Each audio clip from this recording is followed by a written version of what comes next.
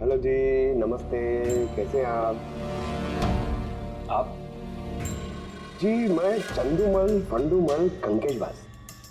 अरे वाह, बहुत लंबा नाम है आपका। बताइए क्या काम था आपको? जी वो नीलामी के लिए आया था मैं। वो पुराना वाला बंगलो हाईवे के पास, वो खरीदना है मुझे। सर ऐसे नहीं खरीद सकते हैं सर, उसमें नीलामी होगी तभी वो जो जीतेगा वही खरीद सकता है। अरे तो पैसा लगाएगा ना, मैं पैसा लगाएगा।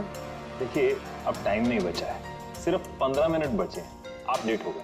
ठीक, क्या बात कर रहे हैं सर, 15 मिनट में क्या क्या हो जाता है। ये देखिए ना, मैं तो ये बिड का लिफाफा भी लाया हूँ, ये देखिए।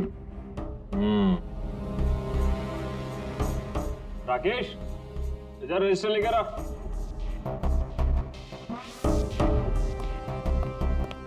साहब को दो, एंट्री कीजिए सब। हाँ यहाँ पर एंट्री कर दीजिए। अच्छा,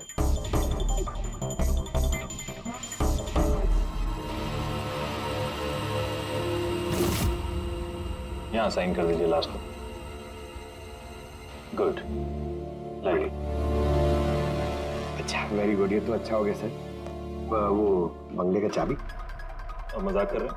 अरे चाबी ऐसे थोड़ा ना मिलते। अरे भाई बोली लगेगी, नीलामी होगी, उसके बाद जो जीतेगा उसको मिलेगा। भाई क्या बात कर रहे हैं आप? बिड तो मैं ही जीतूंगा, ये पक्का है। भाभी और बच्चों को मेरा प्यार देना, ठीक है सर? Thank you. पता नहीं कहाँ कहाँ से चले आते हैं, कमाल है।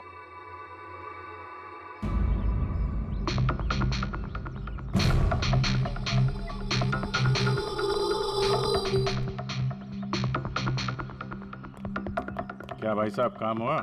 सर ये देखिए, चंदूमल फंडूमल कंकेशवास का कमाल। उठ जाओ पंकज। 12 में से 2 लोग हैं जिन्होंने दोबारा बोली लगाई है इस मकान को खरीदने के लिए, हेमंत और रोशन। मतलब खूनी इन्हीं 2 में से कोई हो सकता है। और वो जो कोई भी है, इस बार भी इस मकान को हथियाने के लिए किसी भी हद तक जा सकता है। कहाँ है तू? तेरी कितनी हिम्मत! मेरे पुश्तैनी जायदाद पे नजर रखेगा तू? अगर हिम्मत है तो सामने आके दिखा। मेरे घर की तरफ बढ़ता हुआ तेरा हर एक कदम तुझे भारी पड़ेगा, भारी पड़ेगा।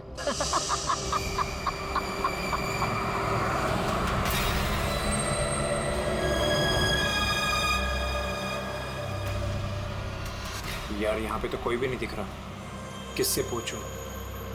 इतना घना जंगल है, कोई साइन बोर्ड भी नहीं है यहाँ पे।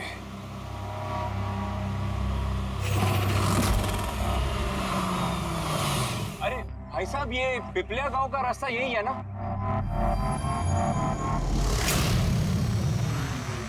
अरे सुनो ना भाई साहब, अरे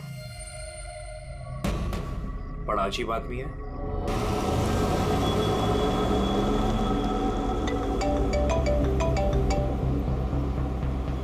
हाय बेबी। हाय, पहुंच गए? बस पहुंचने वाला हूँ। डोंट टेल मी तुम अब तक नहीं पहुंचे। इतने लेट कैसे हो गए? एक्चुअली क्या है, ये जगह शहर से काफी दूर है और यहाँ ज्यादा लोग भी नहीं दिख रहे मुझे। Alright, tell me, are you missing me? Of course, मैं पूछने वाली क्या बात है। अच्छा तुम एक काम करो, जल्दी जल्दी ये सारी फॉर्मेलिटीज खत्म कर लो, अपनी सारी कागजी कार्रवाई एंड ऑल दैट। उसके बाद मे बी नेक्स्ट फ्लाइट से I can come and join you in India. What's it? Great, that's good news.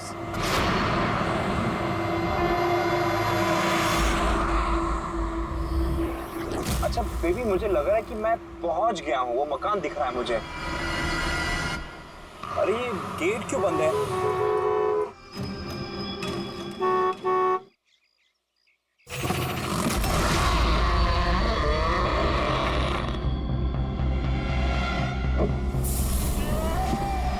जी राय रंजित के मकान में जा रहे हो? हाँ। मत जा, वो तेरी जिंदगी की सबसे बड़ी गलती होगी। मत जा। लेकिन आप कौन है? मैं तुम्हारी मौत, तुम्हारी मौत।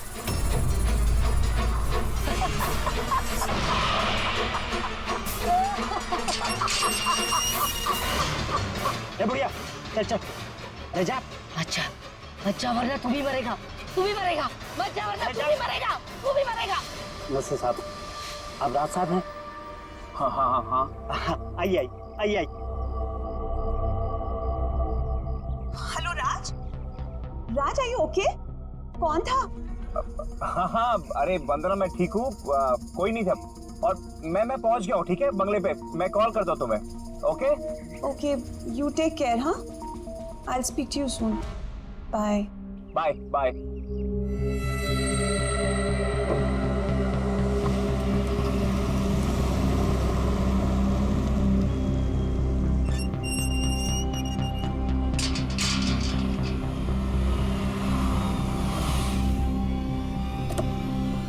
आइए साहब।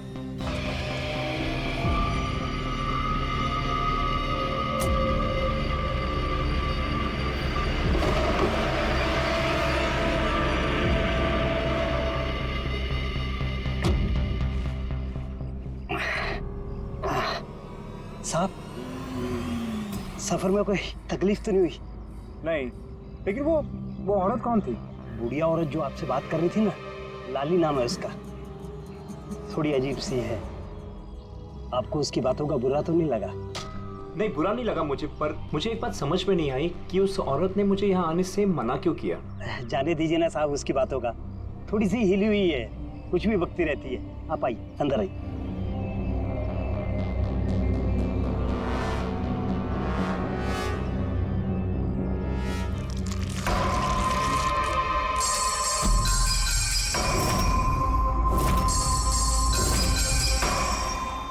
ये आदमी तो मुझे बीच रास्ते में मिला था। आप, उसका नाम कमल है, यहाँ का माली। हमने सोचा अब आप यहाँ पर रहने वाले हैं तो क्यों ना बगीचे के जो रंग बिरंगे फूल हैं फिर से खिल उठाएं। अच्छा, आइए साहब।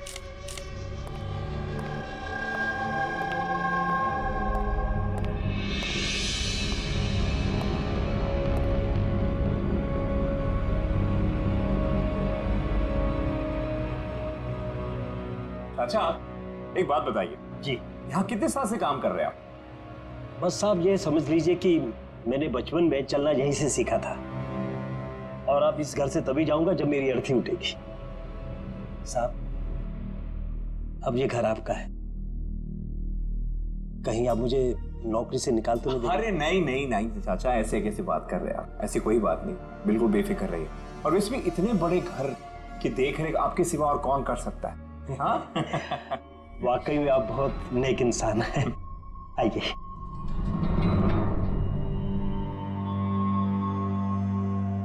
साहब, ये है आपका रूम, वॉशरूम उधर है। आप फ्रेश हो जाइए, तब तक मैं आपके लिए खाने पीने का बंदोबस्त करता हूँ। ठीक है। ठीक है साहब।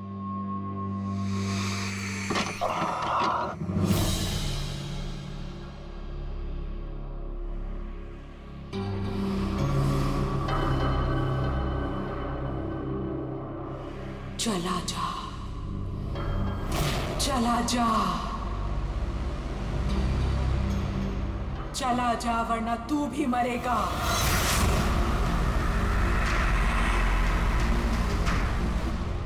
कौन?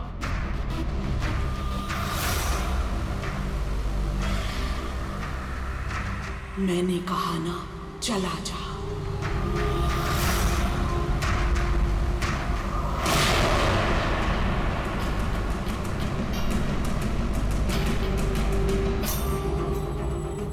कौन है?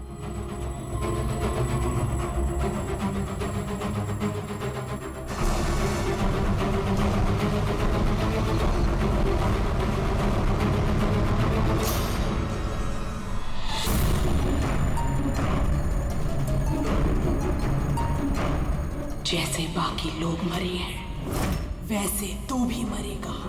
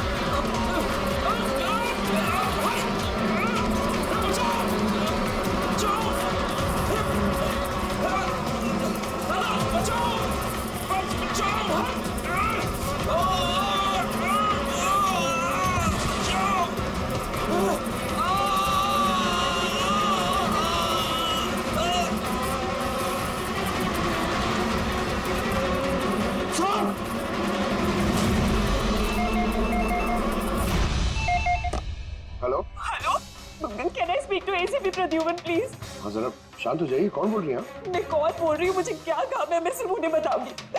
Can you just make me speak to him right now, please? एक मिनट होल्ड करिए। सर, हाँ सर, फोन कॉल है।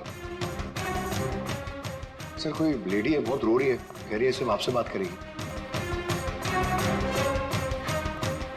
Hello, hello, ACP Pradyuman. हाँ मैं एसीपी प्रद्युमन बोल रहा हूँ। सर, हाँ कहिए। मैं वंदना बोल रही हूँ अमेरिका से। हाँ बताइए। सर मेरे साथ बहुत बहुत बहुत बुरा हुआ है सर। क्या हुआ आपके साथ? सर मेरे फियांसे राज इंडिया गए थे पुश्तैनी मकान खरीदने। सर मधुमक्खियों के काटने से उनकी मौत हो गई। क्या? अच्छा तो बताइए मैं क्या कर सकता हूँ आपके लिए? सर लेकिन मुझे लगता है कि उनकी मौत मधुमक्खियों के काटने से नहीं हुई। इनफैक्ट उनका मर्डर हुआ है। He's been killed. तो ऐसे क्यों लगता है आपको कि उनका खून हुआ है? सर वो जब प्रॉपर्टी खरीदने के बाद कागजी कार्रवाई के लिए जा रहे थे तो तब क्या हुआ? सर मैंने साफ सुना था राज को कोई औरत धमका रही थी। कौन थी वो औरत? No sir, I have no clue. जरा एक बात बताइए, क्या आपके राज की यहाँ इंडिया में किसी के साथ कोई दुश्मनी थी, कोई झगड़ा वगड़ा हुआ था? नहीं सर, राज की किसी के साथ कोई एनिमिटी, कोई दुश्मनी नहीं थी। इनफैक्ट राज तो इंडिया में किसी को जानता ही नहीं था। तो फिर कौन कर सकता है ये? कौन जान ले सकता है राज की? क्या आपको किसी पर शक है? नहीं सर, कोई शक नहीं। सर राज तो एक नेक काम करने जा रहे थे। कैसा काम? He wanted to start an orphanage. सिर्फ एक अनाथ आश्रम खोलना चाहते थे वो। वाकई नेक काम है, लेकिन किससे खरीदने वाले थे मकान वो? सब मकान तो वो ऑलरेडी खरीद चुके थे गवर्नमेंट से नीलामी के बाद। वो सर इंडिया कागजी कार्रवाई के लिए गए थे। देखिए एक काम कीजिए, सारे के सारे डिटेल मुझे भेज दीजिए, मैं आपकी पूरी की पूरी मदद करूंगा, ठीक है? सर मैंने सीआईडी के बारे में बहुत सुना है। सर मुझे भी जस्टिस मिलेगी ना? वंदना जी मैं आपसे वादा करता हूँ, आपको पूरा का पूरा इंसाफ दिलाएंगे हम, और जिसने भी आपके राज के साथ बुरा किया है उसे हम सजा दिलवाएंगे। वंदना, उसका मंगेतर राज अमेरिका से इंडिया आता है मकान खरीदने, अनाथ आश्रम चलाने, और राज की मौत होती है मधुमक्खी के काटने से। इंटरेस्टिंग।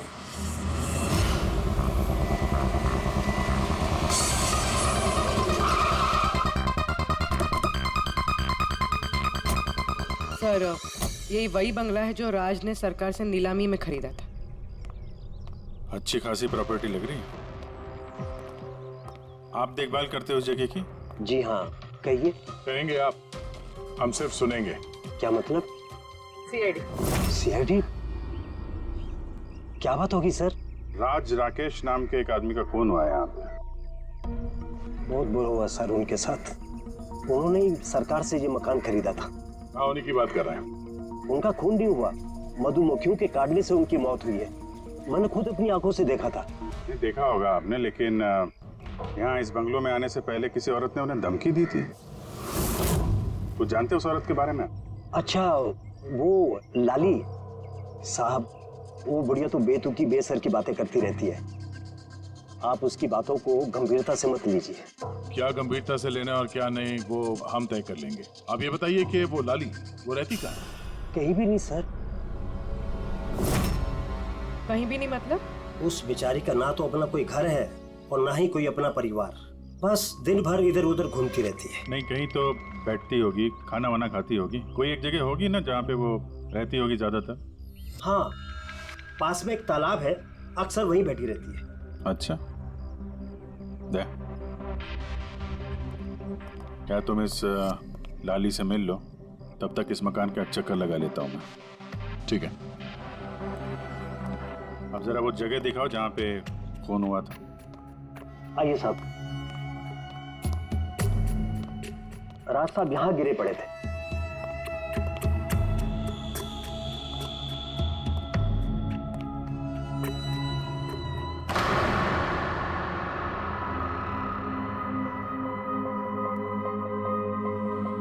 पहले मधुमक्खियों ने राज साहब को मारा, फिर वो खुद मर गए। ये मधुमक्खी के हमले यहाँ पे अक्सर होते रहते हैं क्या? नहीं साहब, इससे पहले तो मैंने एक मधुमक्खी भी नहीं देखी यहाँ। पता नहीं राज साहब के पीछे इतनी सारी मधुमक्खियां अचानक कहाँ से आ गई। राय रंजीत की हवेली से आ रहे हो ना तुम लोग? राय रंजीत की हवेली से आ रहे हो ना तुम लोग?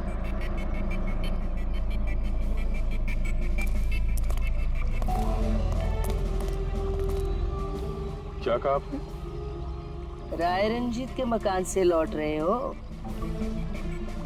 आप कौन है? क्यों गए थे वहां?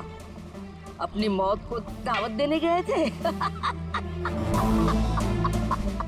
सर, लगता है ये लाली है। आप लाली हो ना? हाँ, तुम्हें किसने बताया?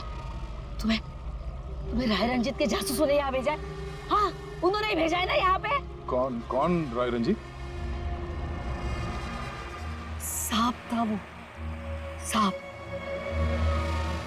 उसने मेरी दादी को धोखा दिया, उन्हें अपने ही घर से धक्के मार के निकाल दिया। निकालो इसे बाहर। छोड़िए मुझे, मुझे मेरे घर से मत निकाल, मुझे मेरे घर से मत। शर्म आनी चाहिए तुम्हें रंजीत, तुम अपनी खुद की भाभी को घर से बाहर निकाल रहे हो। कम से कम अपने भैया का तो लिहाज किया होता। अरे उनका क्या लिहाज करना, उन्होंने खुद ही तो अंगूठा लगाकर ये घर मेरे नाम किया है। तूने उन्हें शराब पिलाकर धोखे से अंगूठा लगवाया था। अब क्यों किया, कैसे किया, इस गहराई में जाने से क्या फायदा। समझने वाली बात तो ये है कि ये मकान अब मेरा है और तू सड़क पर आ गई है। चलो निकलो इसे यहाँ से। तेरे हिस्से में ना सिर्फ घर नहीं आया है, एक मकान आया है, एक ऐसा मकान जिसके हर कोने में मेरी बदुआएं गूंजेगी। मैं तुझे श्राप देती हूँ, सिर्फ तू ही नहीं, इस घर का जो भी मकान मालिक बनेगा वो जिंदा नहीं बचेगा। मौत का खेल होगा यहाँ, मौत का खेल। अब तक कितने लोग मरे? वो सब लोग मर गए जिन्होंने वो मकान खरीदना चाहा। तुम लोग वो घर मत खरीदना, तुम भले लोग लग रहे हो, वरना तुम्हारी बीवी विधवा हो जाएगी।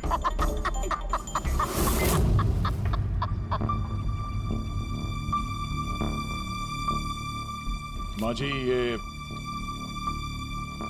ये कुछ पैसे हैं, काम आएंगे।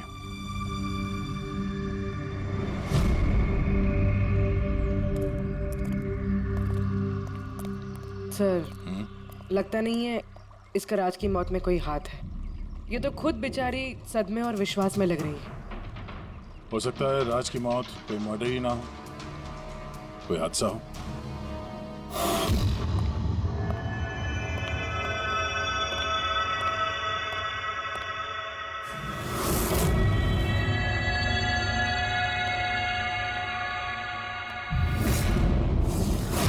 अरे ये कमरा खुला कैसे है?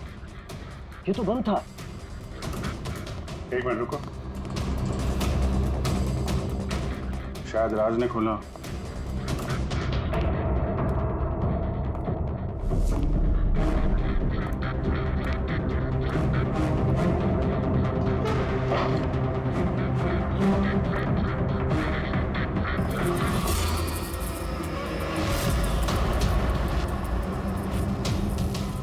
ये है तो छत्ता यहाँ पे। इधर आ। जी सर। ये है मधुमक्खी का छत्ता। अरे मैं पहली बार देख रहा हूँ साहब। ये राज यहाँ इस स्टोर रूम में क्या करने आया था? साहब शायद बंगलू देखने आए होंगे। अच्छा, और उस वक्त तुम खाना लेने गए थे? जी सर।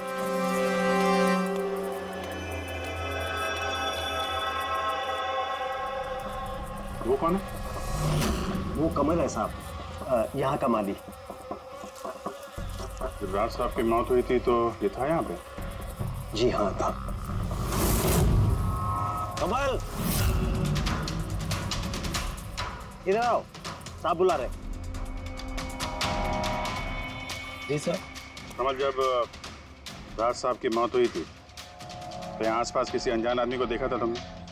कोई अजीब सी घटना हुई हो? नहीं साहब, तो ये छत्ता यहाँ पे है तो तुम्हें कुछ काम करने में परेशानी नहीं होती? मधुमक्खी ने काटा नहीं तुमको कभी? नहीं सर, मधुमक्खी तो तब काटती ना जब यहाँ कोई छत्ता होता। पहले तो मैंने ये छत्ता यहाँ देखा ही नहीं साहब। क्या बात कर रहे हैं? हाँ साहब, मैंने आपसे पहले कहा ना कि इससे पहले इस घर में हमने एक मधुमक्खी भी नहीं देखी। कमाल है। फिर ये छत्ता आया कहाँ से?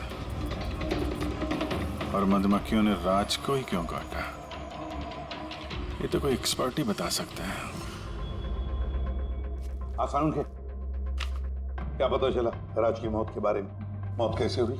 बॉस, इसकी मौत मधुमक्खियों की वजह से हुई है। यार तुझे पूरा यकीन है राज की मौत मधुमक्खियों की वजह से ही हुई है? हाँ बॉस, ये डॉक्टर ने जो रिपोर्ट बनाई है मैंने वो भी देख ली। इस राज का अच्छी तरह से चेकअप भी कर लिया। मुझे पूरा यकीन है राज की मौत मधुमक्खियों के डंक के जहर की वजह से ही हुई है। सर, बचपन में मुझे मधुमक्खी ने काटा था, मैं तो जिंदा हूँ। हाँ सालूम के साहब, पंकज पे जहर का असर क्यों नहीं हुआ? नहीं, पंकज को मधुमक्खी ने काटा था, मधुमक्खियों ने नहीं काटा था। बॉस, अगर एक दो मधुमक्खी काटे तो बात समझ में आती है, लेकिन सैकड़ों मधुमक्खियां अगर हमला कर दे तो इट्स इम्पॉसिबल। मधुमक्खियों के डंक से?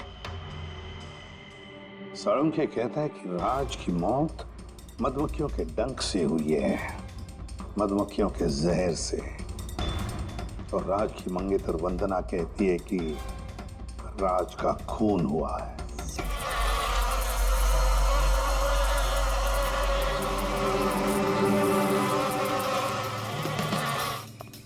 100% इस छत्ते को बाहर से लाकर यहाँ पर लगाया गया। मधुमक्खी के छत्ते को किसी और जगह से लाके किसी और जगह लगाया जा सकता है?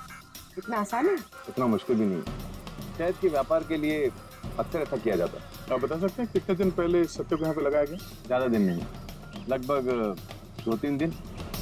सर, अगर मान भी ले कि खूनी ने ये छत्ता यहाँ पर इसलिए लगाया था कि वो राज को मार सके, लेकिन उसे कैसे पता था कि ये मधुमक्खियाँ राज पे ही हमला करेंगे, किसी और पे नहीं? मधुमक्खियाँ बिना वजह किसी पे भी डंक नहीं मारती, क्योंकि डंक मारने के बाद उनकी खुद की भी मौत हो जाती है। तो ऐसी क्या चीज है जो उन्हें उत्तेजित करती है अटैक करने के लिए? देखिए, जब उन्हें लगता है कि सामने वाले इंसान से उन्हें कुछ खतरा। अच्छा केदार साहब, ऐसा हो सकता है क्या कि मधुमक्खियों को ट्रेन किया जा सके कि वो किसी एक आदमी पे हमला करें? कैसी बातें करते हैं अभिजीत साहब, ये मधुमक्खियाँ शार्प शूटर नहीं कि कोई भी इन्हें कह दे कि फला फला को डंक मार कर आ जाए। अच्छा, आपने अभी भी कहा कि ये मधुमक्खी किसी को काटने के बाद ये खुद भी मर जाती है, तो ऐसी क्या मजबूरी है कि वो किसी को काटती है? जरा डिटेल में समझाएंगे? मधुमक्खी जब भी किसी को डंक मारती है तो फेरोमोन नाम का एक गंध छोड़ती है, जिससे कि बाकी मधुमक्खियां सचेत होकर सब मिलकर उस पर हमला कर देती हैं। इसीलिए मैंने पहले भी कहा था, मधुमक्खियां बिना वजह किसी पे भी हमला नहीं करती। जरूर राज ने मधुमक्खी के छत्ते के साथ कुछ छेड़खानी की होगी। सर, खूनी को कैसे पता था कि राज इस छत्ते के साथ छेड़खानी करेगा? कहीं ये मौत वाकई हादसा तो नहीं? नहीं पूर्वी, राज के आने के ठीक 2 दिन पहले इस छत्ते को यहाँ पे लगाना ये कोई सहयोग तो नहीं हो सकता।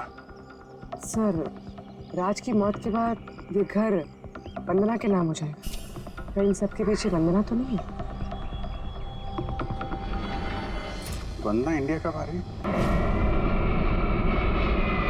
What nonsense! How could you even think like that? आप ऐसे कैसे सोच सकते हैं कि राज की मौत के पीछे मेरा हाथ हो सकता है? और फर्ज कीजिए कि राज की मौत के पीछे मेरा हाथ था, तो मैं आप लोगों को फोन क्यों करती? पुलिस तो ऑलरेडी ये केस क्लोज कर चुकी थी ना। देखिए, हम सिर्फ पूछ रहे हैं। वैसे राज जी के बाद ये मकान किसके नाम पे है? I don't know. राज ने गवर्नमेंट से मकान खरीदा था, तो शायद गवर्नमेंट को वापस मिल गया। मुझे अभी तक कोई नोटिस नहीं है। हाल फिलहाल में राज का किसी के साथ कोई झगड़ा हुआ था? I have already told you that. राज एक नेक दिल इंसान थे और उनका किसी से दुश्मनी होना was impossible. अगर मुझे पता होता कि राज की नेक दिली उनकी जान ले लेगी तो मैं उन्हें कभी इंडिया आने ही नहीं देती। ये अनाथ आश्रम खोलने का ख्याल राज जी के दिमाग में कैसे आया? राज खुद अनाथ थे, इसलिए वो दूसरे अनाथ बच्चों की फीलिंग समझते थे। वो अनाथ बच्चों को घर जैसा माहौल देना चाहते थे, और जैसे उन्हें पता चला कि गवर्नमेंट ये मकान नीलाम कर रही है, तो राज ने सबसे ऊंची बोली लगाकर ये मकान खरीद ली। तो कहीं इस राज की मौत का कारण ये घर तो नहीं है? हो सकता है कोई और भी इस घर को खरीदना चाहता था, राज बीच में आ गया इसलिए। What? कोई इतना नीच कैसे हो सकता है? इस दुनिया से इंसानियत उठ गई है क्या?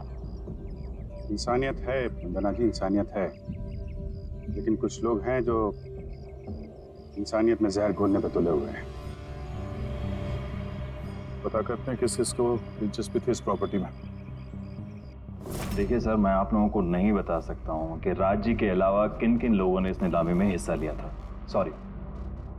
क्यों नहीं बता सकते? देखिए ये सरकारी सर इंफॉर्मेशन है, ऐसे किसी के साथ शेयर नहीं कर सकता हूँ मैं। हम भी तो सीआईडी का ही काम कर रहे हैं।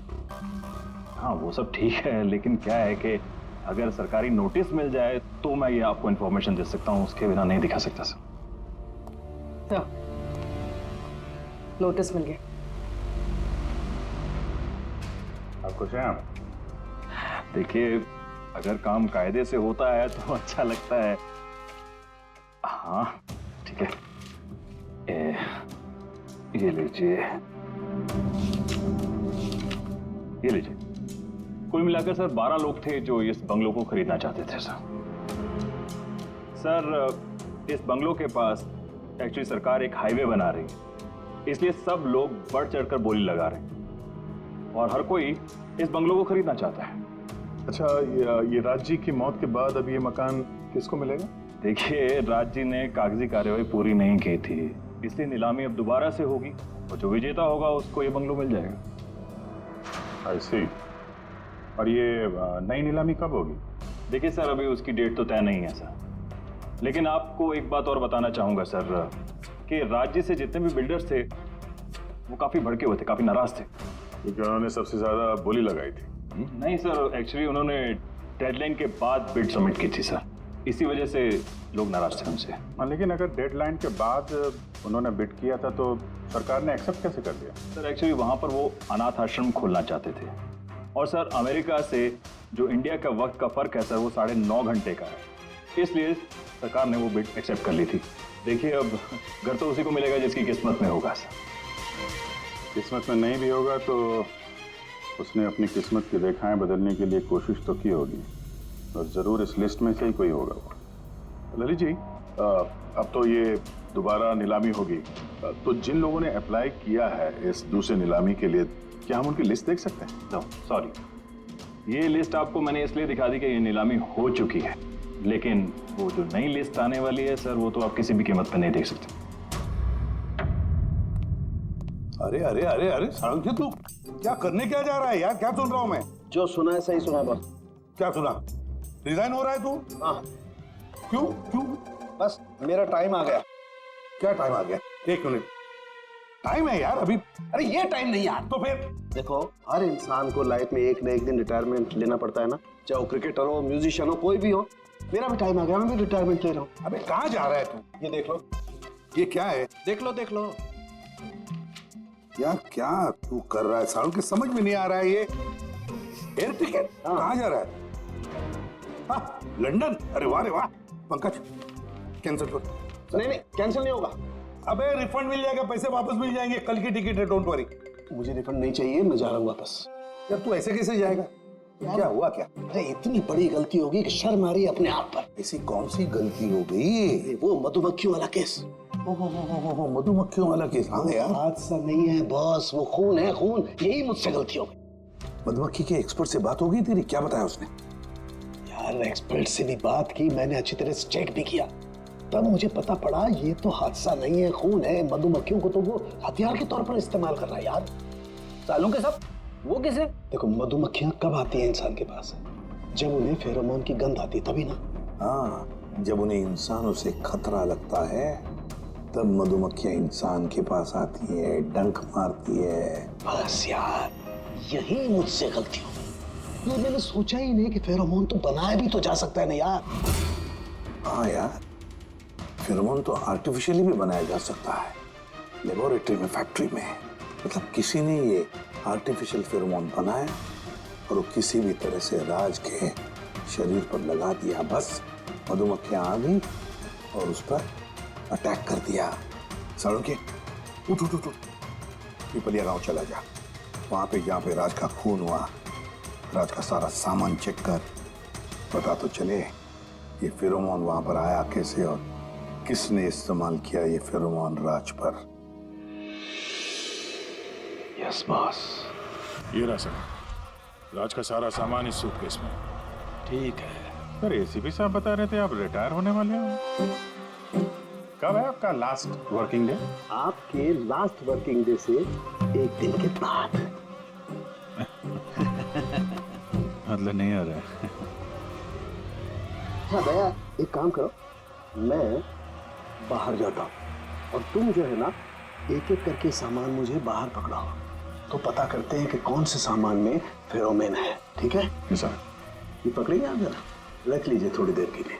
दिखेगा ना बाहर? दिखेगा। मधुमक्खी है इसके लिए कह रहा था। अभिजीत हो तुम।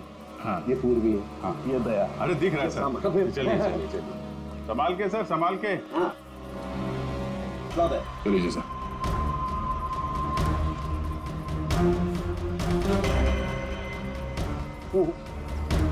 नहीं, इसमें फेरोमोन नहीं।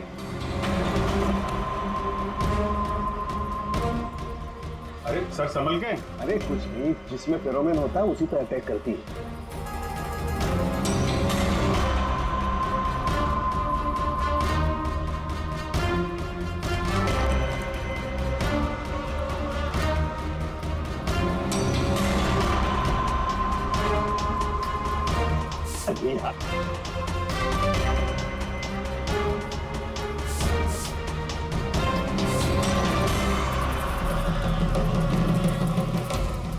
हरकत हुई, देखो देखो, अटैकिंग मूड में आई है ये मधुमक्खी, देखो।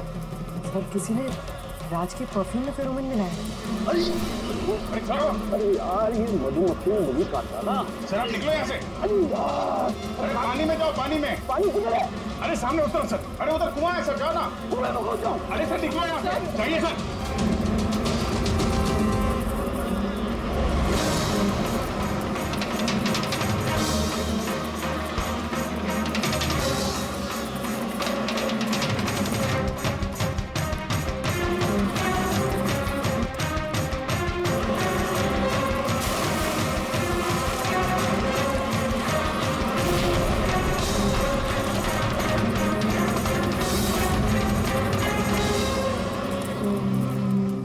आप ठीक हो सर? बाप रे बाप, ये मधुमक्खियां आपको रिटायर नहीं होने देंगी सर। बाहर निकालो मुझे। आइए आइए आइए सर।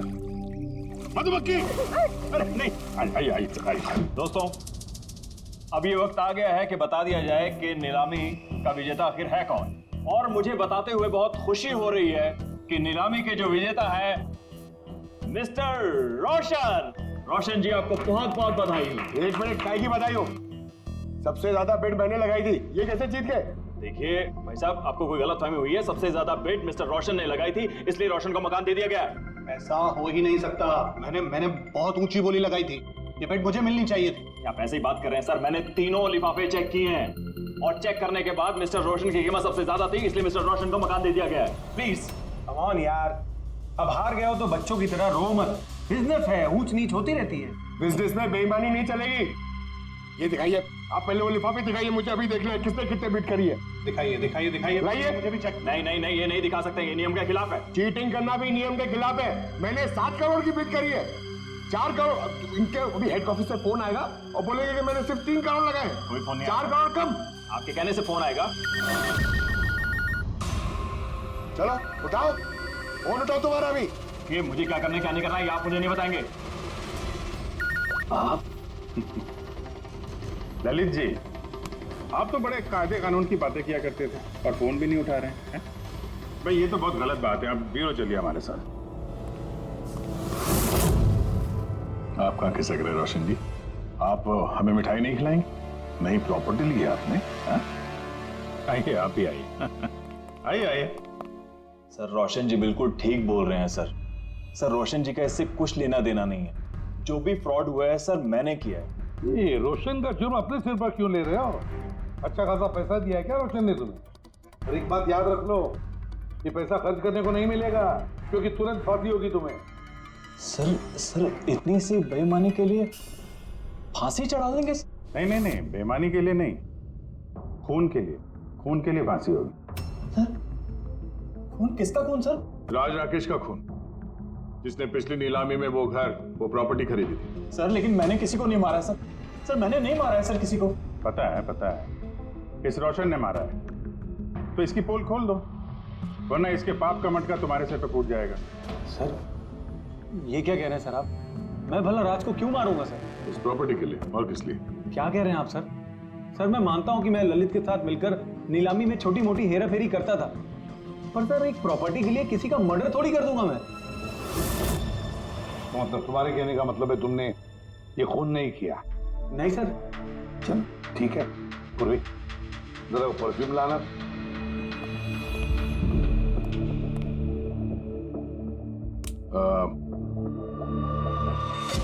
ये परफ्यूम छिड़क दूं?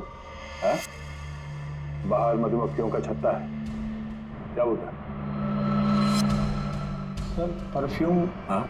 आपकी मर्जी सर, लेकिन हमारे इस केस से परफ्यूम का क्या लेना देना सर? मुझे वाकई पता नहीं इस परफ्यूम का कोई इस केस से संबंध है। सर जी हम सच कह रहे हैं सर, राज्य की मौत से हमारा कोई संबंध नहीं है सर। ललित बिल्कुल ठीक कह रहा है सर।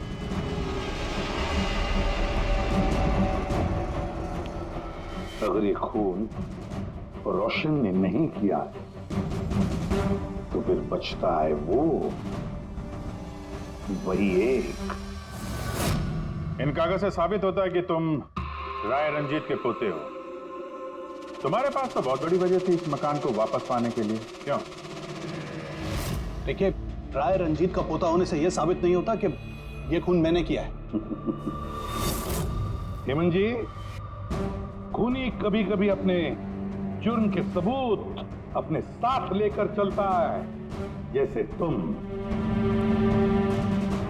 मैं समझा नहीं। मैं समझाता हूं कि ये रहे सबूत।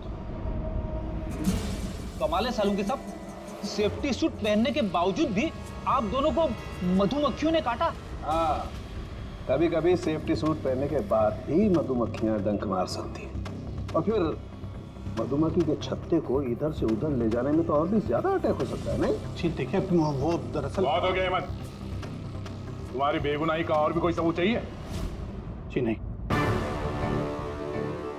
मैंने ये सब किया था। जब राज बंगले में घुसा तब मैं वहीं था, और मौका देखकर मैं बंगले में घुस गया था। मैंने परफ्यूम की बोतल के अंदर फेरोमोन मिला दिया। उसके बाद राज को आवाज से डिस्ट्रैक्ट किया, मधुमक्खी के छत्ते तक लेकर गया, और उसके बाद का काम मधुमक्खियों ने कर दिया था।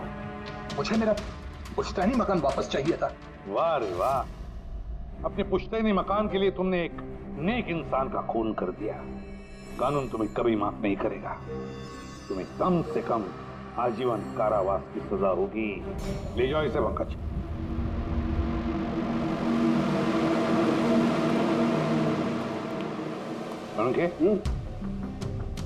केस खत्म, रिटायर हो सकता है तू। मुझे रिटायर होना ही नहीं है। कल तक तो बोल रहा था रिटायर करूँ। वो कल की बात थी। भगवान, मतलब पीछा तो नहीं छूटने वाला इस आदमी से अपना। हाँ, पीछा नहीं छूटने वाला है किसी का, किसी से नहीं। मुझे तुम्हारे बिना चैन नहीं, और तुम्हें मेरे बिना चैन नहीं। ये लीजिए, सरकार ने बंगलो अब राज से आपके नाम करने का निर्णय लिया है। उम्मीद है कि अब आप मिस्टर राज के अनाथ आश्रम खोलने का सपना पूरा कर पाएंगे। राज के जाने के बाद मेरी लाइफ का यही मकसद रह गया है, उसका आखिरी सपना पूरा करना। But thank you so much Raj को जस्टिस दिलाने के लिए। हमने जो कुछ भी किया वो तो हमारा फर्ज था। आपको और कोई मदद की जरूरत हो तो हमें जरूर याद करिएगा। कभी कभी आते रहिएगा, उन बच्चों को भी आपसे इंस्पिरेशन मिलेगी। ये भी कोई पूछने की बात है? हो सकता है उन बच्चों में हमें कोई हमारा नया सीआईडी ऑफिसर मिल जाए।